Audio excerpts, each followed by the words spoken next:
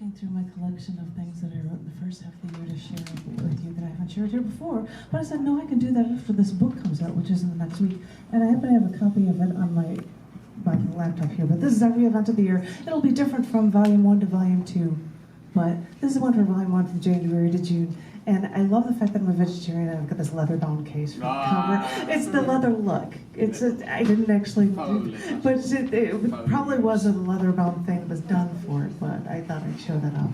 But, so I thought I would share poems that I've written recently, and I've decided I'm just going to read them in order. This first one was written on July 10th, and that was the day in 1925 marking the beginning of the Scopes trial in Dayton, Tennessee, the so-called monkey trial. This is the first one. This isn't the huge thing that you hear all the news about. This is the first one. Because I read it to John, it really confused him. Because I'm like, no, this is the absolute first one. It's not a big deal. This is called Obfuscate the Truth. The most ludicrous thing is when people try to legislate untruths and expect everyone to just go along with them. That man would obfuscate race, gender, science, and the truth. We hold these truths to be self-evident, you all boldly proclaim. But do you? What is your definition of truth? And at what lengths will you go to obfuscate the truth? The ACLU wanted to finance a test case against the constitutionality of the Butler Act, which became the Scopes monkey trial. In an attempt to gain crucial limelight to the injustice of deliberately not teaching science to children, a team of businessmen approached a substitute teacher, John Thomas Scopes, stating that the Butler Act prohibited teaching human evolution, but the state required all teachers to use the assigned textbook Hunter's Civic Biology, which contained that evolution. Scopes wasn't sure he taught evolution, but he chose to be their defendant. The defense fought gallantly, but their efforts didn't matter when the cards against reason were so stacked in this house against them. They lost the trial, and Scopes had to pay a $100 fine. Scopes was even harassed afterwards for years because of this, while continuing schooling at the University of Chicago.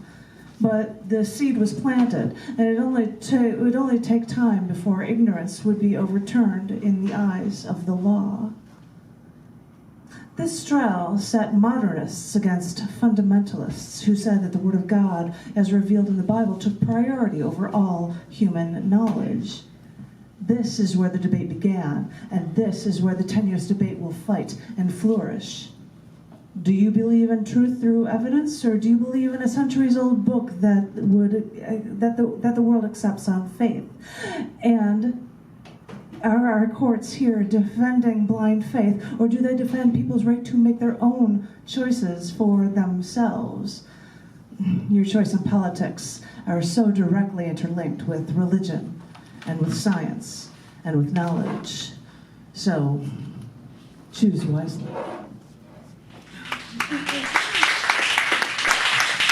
It's weird to write out issues like this. On July 11th, which, for those who don't know, happens to be the day that I was almost killed in an auto accident. I had to relearn how to walk and talk and eat the whole 9 hours. It was really, really crappy. So that day just sticks in my head, I can't help it. I can't help but escape that. I'm like, it's July 11th. Oh, thank heaven for the day that happens to me. But I was trying to find something to not only talk about how awful that is, when I found it was also World Population Day on July 11th. So I wrote, "Our population, our pain, and our growth." On this day, years ago, someone tried to remove me from this population. On this day, the UN reaffirms the basic human right to plan for a family, not to lose family, but to grow family, make a blueprint for a better future for all to be healthy on a healthy planet, welcoming more and more people. When I survived the attempt to wipe me away from this world, I knew I mustn't dwell on the pain or on the injustice, but on the recovery. It sometimes seemed impossible, but I knew I ultimately had no choice. I must survive. After battling death, our only choice is to celebrate all life in this growing population. Enshroud life in love. Do not shun it, destroy it, or kill it. Let humankind grow. See how what we do affects other species and our planet Earth itself. So know that if we do not squelch our population, we must nurture it, treasure it, to make sure humans know to keep peace with everything, so we can all finally grow together.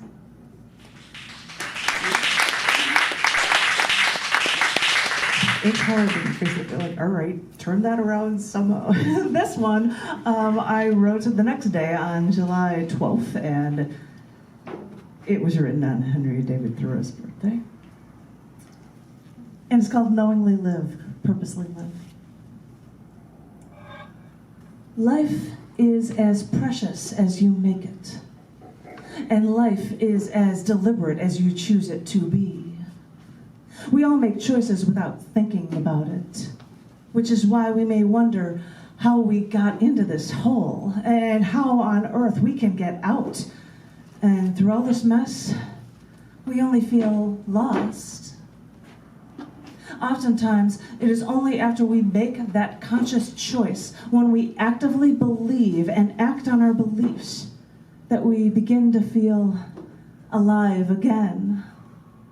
Oh, you may say you have beliefs. This talking so much about beliefs is overreacting. We've been fine all along. This is just how everything lives. Yes, and everyone wallows in the pit that no one remembers falling into. So stop passively letting others dictate your lives and control you. Once you realize what is happening, step out and say something. Because civil disobedience isn't the act of the insane. It is a measure people take when they realize things have gone too far. And they can't just sit back and do nothing.